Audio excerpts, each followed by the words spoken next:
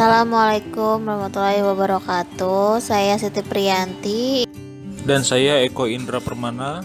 ingin mempresentasikan maket struktur cangkang. Pertama-tama kita mengulas kembali pengertian struktur cangkang. Struktur cangkang menurut Daniel L.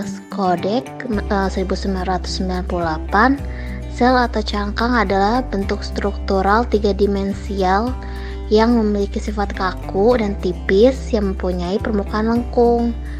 Dan menurut H.K. Ishar 1995, struktur cangkang itu bersifat tipis dan lengkung. Jadi struktur yang tipis, datar atau lengkung, tebal tidak dapat dikatakan sebagai sel. Lalu sifat struktur cangkang. Sifat-sifatnya itu terdiri dari dua sifat, yaitu sifat-sifat lokal yang menentukan geometri dari permukaan sebagai suatu titik. Lalu sifat-sifat umumnya yang menerangkan bentuk dari permukaan sebagai suatu keseluruhan. Lalu permukaan-permukaan dibagi ke dalam tiga kategori yang berbeda tergantung kepada variasi dari kelengkungan mereka di sekitar satu titik. Jika melengkung suatu titik dalam semua arah mempunyai tanda sama, maka permukaan disebut singlastik pada titik tersebut. Dan jika kelengkungan pada suatu titik dalam semua arah mempunyai tanda yang sama kecuali pada satu arah, yaitu 0, maka permukaan itu disebut juga dapat direbahkan atau developable pada titik tersebut. Kemudian, jika kelengkungan pada suatu titik adalah positif dalam arah-arah tertentu dan negatif dalam arah-arah lainnya, permukaan disebut sebagai antiklastik atau suatu permukaan pelana saddle surface pada titik tersebut. Lalu, hal yang mempengaruhi struktur yang pertama adalah tegangan-tegangan membran yang bekerja pada kulit shell, yaitu tarik, tekan, geser, tangensial, sehingga dihasilkan dimensi yang tipis sekali. Kemudian, karena pembebanan, tegangan terjadi pada bagian tumpuan di mana sel diikat sehingga tidak bisa bergerak. Lalu karena perubahan temperatur. Hal ini terjadi akibat panas matahari dan proses pemuaian material beton yang menjadi struktur sel. Selanjutnya, tegangan karena adanya beda penurunan. Dan yang terakhir, tegangan lentur. Tegangan lentur bisa terjadi karena pembebanan, perubahan temperatur, dan penurunan tanah. Persyaratan struktur itu ada beberapa poin. Yang pertama, harus memiliki bentuk lengkung, tunggal maupun ganda. Lalu strukturnya itu harus tipis terhadap permukaan atau bentangannya. Kemudian harus dibuat dari bahan yang keras, kuat, ulet dan tahan terhadap tarikan dan tekanan. Karena sifat struktur ini memiliki dua gaya, yaitu tekanan dan tarikan secara bersama. Bentuk-bentuk cangkang antara lain, pertama sinklastik, yang kedua developable, yang ketiga anisklastik, keempat free form. Singlastic cell, bila kita lihat ini seperti setengah lingkaran, namun ada beberapa perbedaan di antara dom lengkung, yaitu dari sifat gaya yang terjadi pada permukaan cangkang yang saling tegak lurus.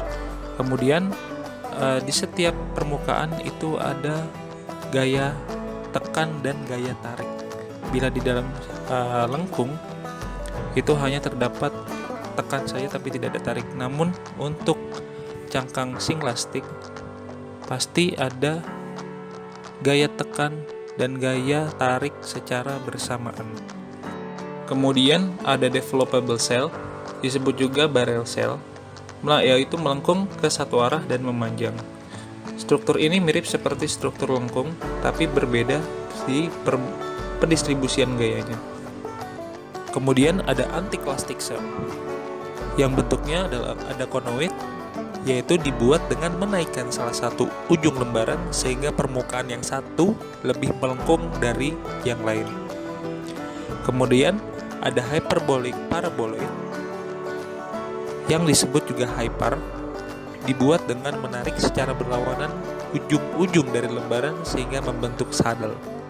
Kemudian ada hyperboloid yaitu dibuat dengan merotasi garis lurus sehingga memutar panjang sumbu X. Kemudian kita masuk ke maket studi yang kami buat. Seperti ini gambar dan bentuk bangunannya. Dan ini maket yang kami buat.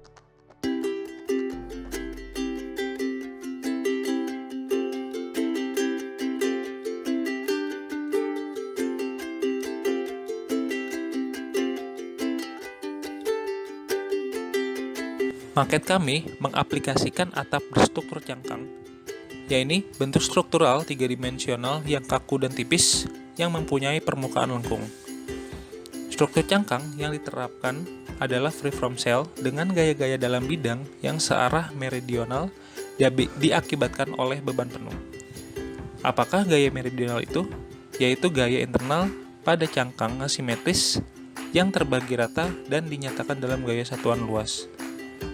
Dan tekanan yang diberikan oleh gaya-gaya melingkar tidak menyebabkan timbulnya momen lentur dalam arah meridional.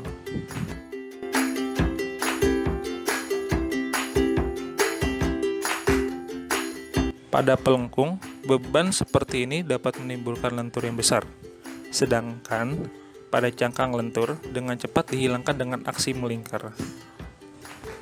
Lalu, kondisi tumpuan pada atap maket kami sudah memenuhi syarat tumpuan layak yang diizinkan untuk shell struktur, yaitu tumpuan yang disalurkan ke kolom mampu mengerahkan reaksi dari membran, baik itu reaksi tekan maupun tarik. Kemudian, perpindahan-perpindahan membran pada perbatasan struktur cangkang yang timbul akibat tegangan dan renggangan membran diatasi dengan memperkaku sudut-sudut pertemuan permukaan sel.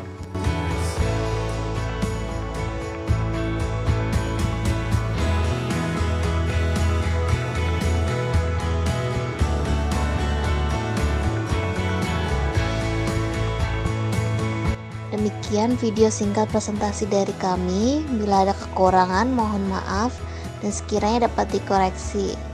Terima kasih telah menonton. Wassalamualaikum Wassalamualaikum warahmatullahi wabarakatuh.